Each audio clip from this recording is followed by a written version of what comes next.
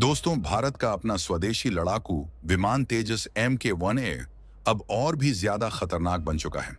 हाल ही में इसमें एक ऐसा अपग्रेड हुआ है जो इसकी डोग फाइट यानी करीब से होने वाली हवाई लड़ाई में ताकत को दोगुना कर देता है। अब तेजस MK-1A पर एक या दो नहीं बल्कि 4 ASRAM मिसाइलें लगाई जा सकती हैं। ये बदलाव उसे किसी भी करीबी हवाई मुकाबले में एक बेहद घातक हथियार बना देता है। अब सवाल उठता है कि ये ASRAM आखिर है क्या? ASRAM यानी advanced short range air to air missile, जो ब्रिटेन की कंपनी MBDA द्वारा बनाई गई है। ये मिसाइल बेहद तेज है, मैक 3+ की रफ्तार से उड़ती है, यानी ध्वनि से 3 गुना तेज। इसकी रेंज करीब 25 किलोमीटर तक है और सबसे खास बात यह है फायर एंड फॉरगेट मिसाइल यानी पायलट। एक बार लक्ष्य लॉक करता है और फिर मिसाइल अपने आप निशाना भेज देती है। इसकी हाई ऑफ बोर्ड साइड क्षमता इसे दुश्मन के तेज और फुर्तीले जेट्स को भी निशाना बनाने में सक्षम बनाती है। पहले तेजस में सिर्फ 2R-73 रूसी मिसाइलें लगती थीं, लेकिन अब 4 आधुनिक SRAM लगने से इसका हमला दुगुना हो गया है। अब एक बार में 4 दुश्मनों को टारगेट किया जा सकता है, वो भी बिना रुकावट या पोजीशन बदले। ये बदलाव सिर्फ ताकत का नहीं, रणनीति का भी हिस्सा है। इससे भारत की रूसी हथियारों पर निर्भरता कम होती है और तेजस एक ग्लोबल एक्सपोर्ट फाइटर जेट के तौर पर और भी आकर्षक बनता है। इस अपग्रेड के साथ तेजस को कुछ तकनीकी सुधार भी दिए गए हैं, जैसे कि नए मिसाइल पायलन, मिसाइल कंट्रोलिंग के लिए जरूरी इलेक्ट्रॉनिक इंटरफेस और सबसे जरूरी हेलमेट माउंटेड डिस्प्ले सिस्टम, जिससे पायलट सिर्फ अपनी आंखों की दिशा से दुश्मन को निशाना बना सकता है। कुल मिलाकर ये बदलाव तेजस MK-1A को सिर्फ हल्का नहीं बल्कि स्मार्ट, फुर्तीला और बेहद जानलेवा लड़ाकू विमान बना देता है। अब अगर कोई दुश्मन तेजस के पास भी आया तो उसे एक नहीं, दो नहीं, 4 ताबड़तोड़ ASRAM मिसाइलों का जवाब मिलेगा। आपकी जानकारी के लिए बता दें, तेजस MK-1A सिर्फ मिसाइलों से ही नहीं बल्कि कुल 43 सुधारों के साथ भारतीय वायुसेना के लिए तैयार किया जा रहा है। ये अपग्रेड्स इसे पुराने तेजस वर्जन से कहीं आगे ले जाते हैं। सबसे बड़ा तकनीकी सुधार है इसका नेक्स्ट जनरेशन का AESA रडार ELM 2085, जो दुश्मन के जेट्स, ड्रोन्स या मिसाइलों को पहले से कहीं ज्यादा दूर और स्पष्ट तरीके से ट्रैक कर सकता है। यानी अब तेजस न सिर्फ देख सकता है बल्कि पहले फायर भी कर सकता है। First look first shoot.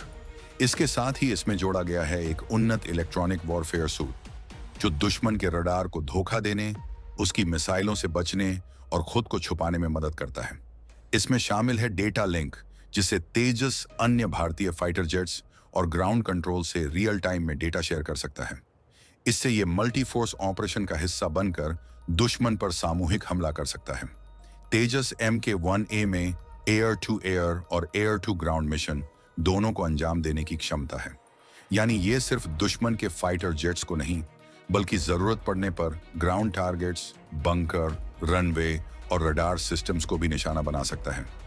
और खास बात यह है कि ये सब वो कर सकता है कम मेंटेनेंस और ज्यादा मिशन रेडी टाइम के साथ। अब बात करें इसकी तुलना की, तो तेजस MK-1A अब टेक्नोलॉजी के मामले में चीन के JF-17, ब्लॉक 3 और यहां तक कि F-16 जैसे फाइटर जेट्स को भी टक्कर देने में सक्षम है। इसकी उड़ान की क्षमता, एवियोनिक्स, हथियार संयोजन और इंडिजिनस डिजाइन इसे एक वर्ल्ड क्लास लाइट फाइटर बनाता है। और सबसे अहम बात, ये जेट पूरी तरह मेड इन इंडिया है। इसमें भारत की आत्मनिर्भरता, इंजीनियरिंग और रक्षा क्षमताओं की झलक मिलती है। HAL इसे लगातार भारतीय वायुसेना को डिलीवर कर रहा है और जल्द ही इसे विदेशी बाजारों में भी पेश किया जाएगा, जिससे ये एक बड़ा एक्सपोर्ट हिट बन सकता है। तेजस MK-1A की अपार सफलता ने भारत की एरोस्पेस इंडस्ट्री को एक नई दिशा दे दी है, लेकिन ये तो बस शुरुआत है। अब भारत की नजरें और भी ऊंचे लक्ष्य पर टिकी हैं, यानी नेक्स्ट जनरेशन के फाइटर जेट्स, जो न सिर्फ वायुसेना बल्कि नौसेना और भविष्य की जरूरतों को भी पूरा करेंगे। इन फ्यूचर प्रोजेक्ट्स में सबसे पहला है तेजस MK-2, जो MK-1A से बड़ा, ज्यादा ताकतवर और ज्यादा क्षमता वाला होगा। इसमें लगेगा GE का F414 इंजन, जो इसे पहले से लगभग 1.5 गुना ज्यादा पावर देगा। MK2 को मल्टी रोल मिडवेट फाइटर के रूप में डिजाइन किया गया है, जो राफाल J-10, F-16 जैसे जेट्स को सीधी टक्कर देगा। इसमें होंगे अत्याधुनिक AES रडार, आधुनिक एवियोनिक्स, ज्यादा फ्यूल और हथियार ले जाने की क्षमता और बेहतर स्टील्थ फीचर्स। इसी दिशा में नौसेना के लिए विकसित किया जा रहा है TED-BF twin engine deck based fighter. यह जेट खास तौर पर भारत के स्वदेशी एयरक्राफ्ट कैरियर INS-I विक्रांत जैसे जहाजों से ऑपरेशन के लिए बनाया जा रहा है। इसमें होंगे 2 इंजन, फोल्डिंग विंग्स और ऐसा डिजाइन जो समुद्र की परिस्थितियों में भी बेहतरीन प्रदर्शन दे सके। इसका उद्देश्य है भारत की नौसेना को आत्मनिर्भर बनाना, ताकि भविष्य में अमेरिका या फ्रांस जैसे देशों से नौसैनिक जेट खरीदने की जरूरत ही न पड़े। इन दोनों के बाद आता है भारत का सबसे महत्वाकांक्षी project AMCA advanced medium combat aircraft. यह भारत का पहला स्टील्थ फाइटर होगा जिसमें 5th जनरेशन की तकनीकें शामिल होंगी, जैसे low observability, stealth design, internal weapon bay, super cruise और AI बेस्ड एवियोनिक्स। DRDO और HAL मिलकर इसे विकसित कर रहे हैं और इसका मकसद है भारतीय वायुसेना को एक ऐसा फाइटर देना जो चीन और अमेरिका जैसे देशों के स्टील्थ जेट्स को टक्कर दे सके। एमका की पहली उड़ान इस दशक के अंत तक हो सकती है और 2035 तक यह स्क्वाड्रन में शामिल हो सकता है। ये सभी प्रोजेक्ट्स सिर्फ फाइटर जेट्स नहीं हैं, ये हैं भारत की एरोस्पेस आत्मनिर्भरता की उड़ान, जो न सिर्फ भारतीय वायुसेना और नौसेना को मजबूती देंगे, बल्कि भारत को एक डिफेंस एक्सपोर्टिंग नेशन भी बना सकते हैं। एक समय था जब भारत MiG-21 जैसे पुराने फाइटर जेट्स उड़ाने पर मजबूर था, लेकिन अब वही भारत तेजस MK-1 उड़ा रहा है, तेजस MK-2 बना रहा है, TED-BF तैयार कर रहा है और एमका जैसी स्टील्थ तकनीक की ओर बढ़ रहा है। भारत अब सिर्फ लड़ाकू विमान बना नहीं रहा, बल्कि वो आने वाले समय में दुनिया के सबसे उन्नत फाइटर जेट्स की रेस में शामिल होने जा रहा है। इस दौड़ में सबसे बड़ा कदम है एमका, जिसे DRDO और एरोनॉटिकल डेवलपमेंट एजेंसी ADA मिलकर तैयार कर रही हैं। एमका भारत का पहला ऐसा लड़ाकू विमान होगा जो 5th जनरेशन स्टील्थ फाइटर की कैटेगरी में आएगा।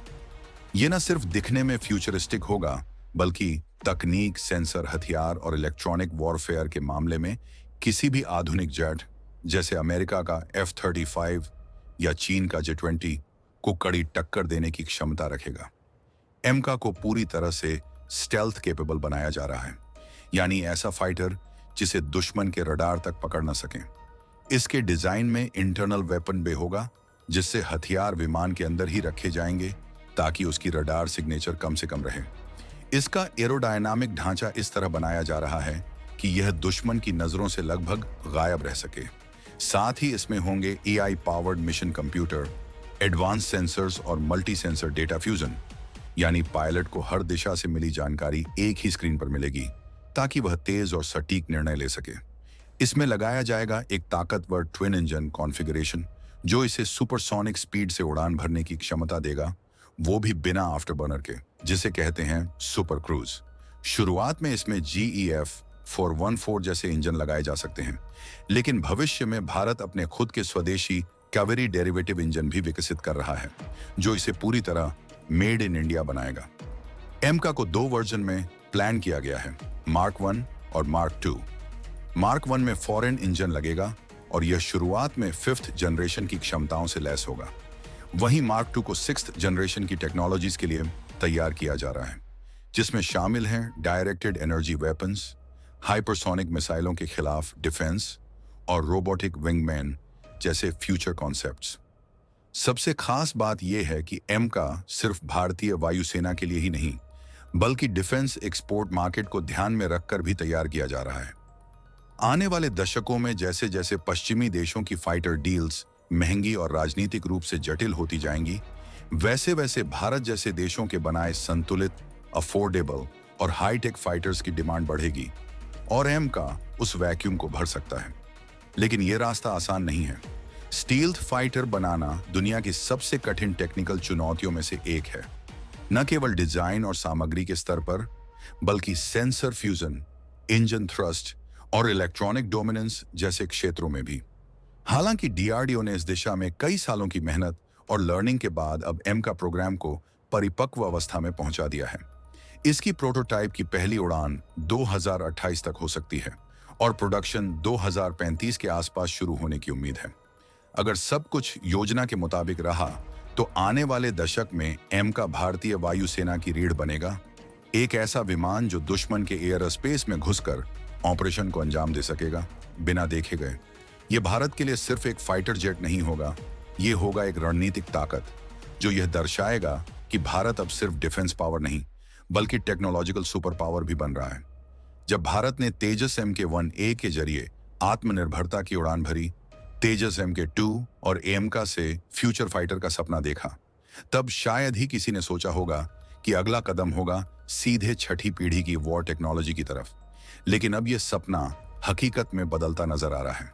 भारत अब सिर्फ स्टील्थ फाइटर बनाने की दौड़ में नहीं है, बल्कि वो भविष्य की लड़ाइयों के लिए खुद को तैयार कर रहा है, जिसमें हाइपरसोनिक हथियार, AI विंगमैन ड्रोन्स और नेटवर्क सेंट्रिक वॉरफेयर जैसे कॉन्सेप्ट शामिल हैं। सबसे पहले बात करते हैं हाइपरसोनिक वेपन्स की।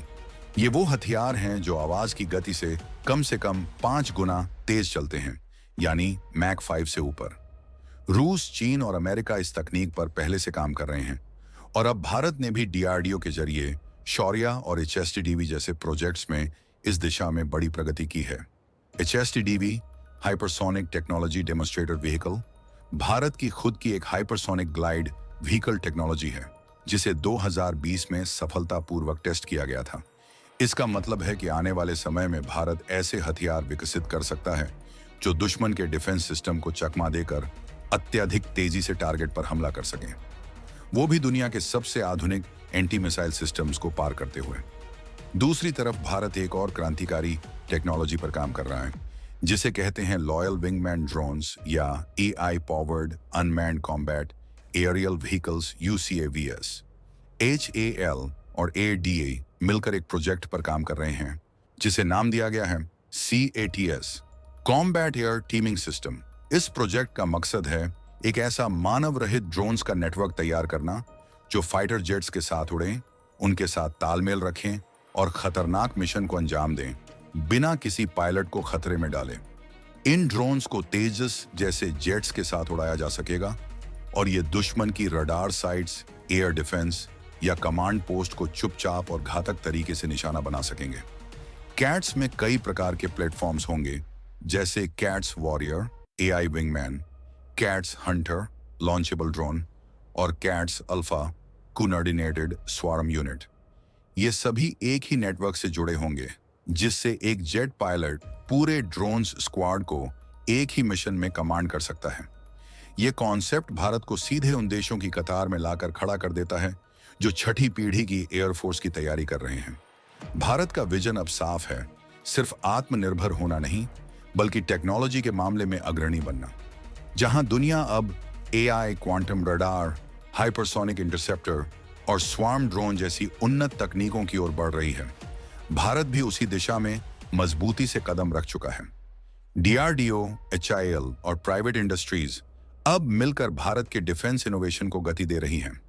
इन सभी प्रयासों का मकसद सिर्फ भविष्य की युद्ध तकनीक में महारत हासिल करना नहीं, बल्कि एक ऐसा इकोसिस्टम तैयार करना है जहां भारत न केवल अपनी सुरक्षा में आत्मनिर्भर हो बल्कि ग्लोबल डिफेंस मार्केट में एक बड़ा खिलाड़ी भी बन सके। जैसे अमेरिका अपने फाइटर जेट्स और ड्रोन सिस्टम्स एक्सपोर्ट करता है, उसी तरह भारत भी आने वाले वर्षों में तेजस, एमका, सैट्स और हाइपरसोनिक हथियारों के जरिए डिफेंस डिप्लोमेसी को नई ऊंचाई पर ले जा सकता है। तो दोस्तों, अब वक्त है सोच बदलने का, क्योंकि आने वाले समय की लड़ाइयां सिर्फ बंदूक या बम से नहीं बल्कि डेटा, स्पीड और आर्टिफिशियल इंटेलिजेंस से लड़ी जाएंगी। भारत इस नए युद्ध युग में पीछे नहीं बल्कि सबसे आगे चलने की तैयारी में है। क्या आप तैयार हैं उस भविष्य के लिए?